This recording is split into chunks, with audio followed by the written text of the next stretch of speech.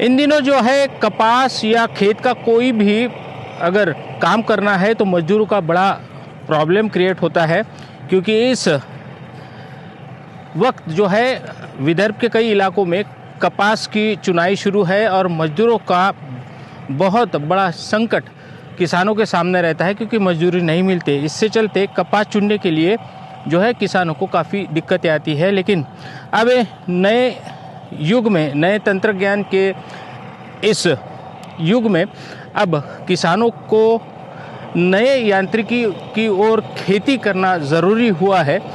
तो उसी तर्ज पर जो कपास चुनने की ये जो मशीन है, एक किसान ने अपने खेत में लाई है, जहां आप देख सकते हो कि इस मशीन से जो है वो कपास की चुनाई शुरू है, जिसे कॉटन पिकिंग मशीन कहते हैं। ये जो कॉटन पिकिंग मशीन का यहाँ डेमो चल रहा है, ये बहुत इम्पोर्टेंट है। शक्तिमान कंपनी ने इसके जो रिसर्च किया है, अपना फॉरेन जो कॉटन ग्रोइंग कंट्री है उसमें इसी का हार्वेस्टिंग मशीन से होता है, लेकिन उसी का जो प्लांटेशन है उसका सिस्टम अलग है और शॉर्ट ड्यूरेशन वैरायटी है, जो लॉन्ग ड्यूरेशन नहीं है, सिंक्रोनस मैच्योरिटी है।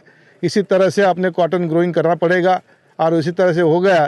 तो ये स्टार्ट किया है, ये स्टार्ट होने के बाद हर साल में उसके इम्प्रूवमेंट हो जाएगी। आगे 5 साल के बाद ये मशीन जैसा अपना शुगर केन हार्वेस्टर चल रहा है महाराष्ट्र में, उसी तरह से वो यहाँ से लेबर से वो हार्वेस्टर में कन्वर्ट हो जाएगा। इसीलिए ये मूवमेंट है, ये बहुत बढ़िया मूवमेंट है। इसीलिए सभी को मैं जो इन्वॉल्व है इसमें, उसी को सभी को शुक्रिया देता हूँ। क्या इसमें कुछ बदलाव होने चाहिए, क्योंकि अभी ज़माना एआई का भी आ गया है, तो और भी इसमें डेवलपमेंट होना चाहिए भारत के हिसाब से, या नहीं, और डेवलपमेंट तो होना जरूरी है। अभी एआई का यूज़ भी करेंगे, उसमें artificial intelligence, machine learning, IoT, उसी का भी, और ड्रोन टेक्नोलॉजी जो है वो तो है अलग है, लेकिन रोबोटिक टेक्नोलॉजी है। ये जो रोबोटिक्स है ये बड़ा रोबोट्स है, और इसी में रोबोटिक्स टेक्नोलॉजी में थोड़ा इम्प्रूवमेंट हो जाएगा। सिर्फ अपना लैंड होल्डिंग, जो small and marginal land holding के लिए अपने को काम करना है। ये टेक्नोलॉजी ऑलरेडी वर्ल्ड में उपलब्ध है। अपने देश में आने के लिए उसी को क्राइटेरिया रखना पड़ेगा स्मॉल और मार्जिनल फार्मर्स के लिए, और उसी से हिसाब से टेक्नोलॉजी डेवलप करना पड़ेगा। कितना महत्वपूर्ण है? देखो, कपास में यांत्रिकीकरण, यानी कि कपास की चुनाई के लिए जो यांत्रिकीकरण करना है वो बहुत अति आवश्यक अभी बन गया है। इसकी मेजर जो कारण है वो कि लेबर का जो स्केर्सिटी है, बहुत कम अपने को लेबर मिलते हैं। कॉस्ट ऑफ पिकिंग है डे बाय डे बढ़ती जा रही है, इसलिए हमें कपास की चुनाई के लिए यांत्रिकीकरण की बहुत सारी आवश्यकता है। अभी उसमें बहुत सारी चुनौतियाँ है। केवल मशीन लाने से अपने को यांत्रिकीकरण का अपने को ये सोल्यूशन मिलने वाला नहीं है। उसके लिए अपने को कपास की जो प्रजाति है उसको विकसित करना है। उसके साथ में जो भी डिफोलिएंट्स है उसकी आवश्यकता प्रॉपर है। फिर उसके साथ में मशीन का भी कुछ ऑप्टिमाइजेशन है वो करना पड़ेगा। उसके साथ साथ में कपास जब चुनाई के बाद में मशीन से चुनाई करेंगे, उसके बाद में उसमें कपास में कचरा आता है, वो नेचुरली आता है। मशीन से कपास चुनाई करेंगे तो उसमें 15 से 20% तक कचरा आता है। हाथ से करेंगे तो 4 से 5% तक कचरा आता ही आता है, उसको हम अवॉइड नहीं कर सकते। तो लेकिन उस कपास को साफ सफाई करने के लिए, क्लीनिंग करने के लिए अपने को सेंट्रलाइज फैसिलिटी क्लीनिंग की होनी चाहिए, जो जिनिंग फैक्ट्री में इस्टेब्लिश की जा सकती है।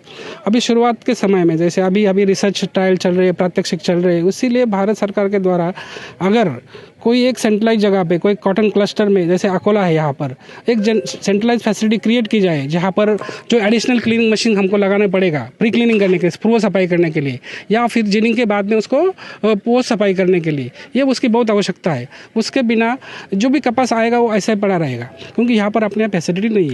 तो वो कपास के क्लीनिंग के लिए बहुत आवश्यकता है। सर, इसके पश्चात इसको अफोर्डेबल बनाना भी बहुत बड़ी चुनौती है। किस चीज़ को अफोर्डेबल बनाना? ये मशीन को।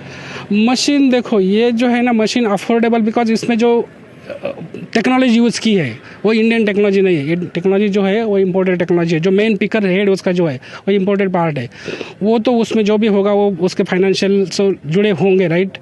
तो वो जो भी होगा, लेकिन उसका जो हम लोग टोटल कॉस्ट के बजाय जाने से पहले हम उसको देखेंगे कि उसका cost per KG of picking कितना आता है, वो देखेंगे। अगर वो अपना करंट प्रैक्टिस में 10 से 12 किलो अपना 10 से 12 रुपीज़ पर केजी लगता है, अगर उससे कम आएगा तो हम लोग फ़ायदे में रहेंगे, उसमें नुकसान में नहीं रहेंगे। बाकी उसका initial investment cost, operational cost सब माइनस करेंगे तो अपने को उसमें फ़ायदे में रहेंगे। तो मेरा यहाँ पर यही कहना है कि अगर कपास को अपने को ये मैकेनाइजेशन को आगे रियलिटी में लाना है तो मेजर चुनौती मशीन के साथ साथ में कपास की जीनिंग के पहले कपास की क्लीनिंग करने के लिए फैसिलिटी होना ज़रूरी है। एडिशनल मशीन लगाना बहुत ज़रूरी है। वो फार्मर को नहीं लगाना, ये जीनिंग फैक्ट्री में लगाई जाएगी और शुरू में प्रत्यक्ष के तौर पर कहीं ना कहीं एस्टेब्लिश करनी पड़ेगी, तो ये बात आगे और बढ़ सकती है, अच्छे से आगे से फ़ायदा हो सकता है। आपका नाम और पोस्ट? मेरा नाम विष्णु आरूड़े है। मैं प्रधान वैज्ञानिक हूँ, ICAR central institute for research on cotton technology Mumbai में काम करता हूँ।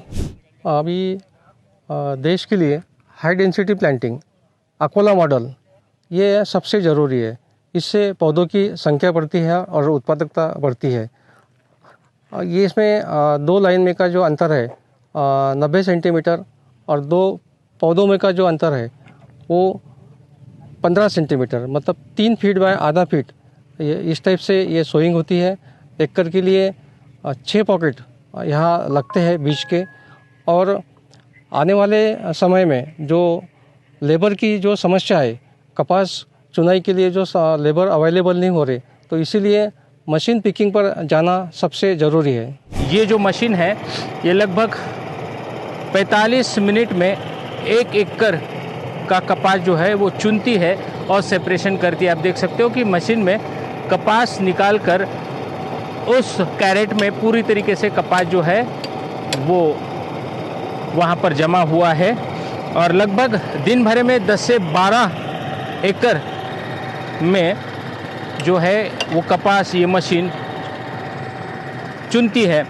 लेकिन इस मशीन के लिए खासकर कपास की जो बुआई है वो सघन पद्धति से हाई डिफेंसी की तरह लगाना पड़ती है, उसके लिए ज़रूरी है। और इसी तर्ज पर जो है ये अकोला में जो नया और एक नया प्रयोग यहाँ पर दिखाई दे रहा है, जिसके चलते अब किसान जो है वो आधुनिक खेती की ओर बढ़ना ज़रूरी है, क्योंकि किसानों को सबसे अहम बात मजदूरों की कमी जो होती है उससे निपटने के लिए इस तरीके का यांत्रिकीकरणों की सहायता से अपनी खेती करना ज़रूरी है। Dhananjay Sable, good news today, Akola. अगर ये वीडियो आपको पसंद आया है तो इसे लाइक ज़रूर करें। अगर चैनल अभी तक सब्सक्राइब नहीं किया है तो कर लें और नोटिफिकेशन पाने के लिए बेल आइकन भी दबा दें।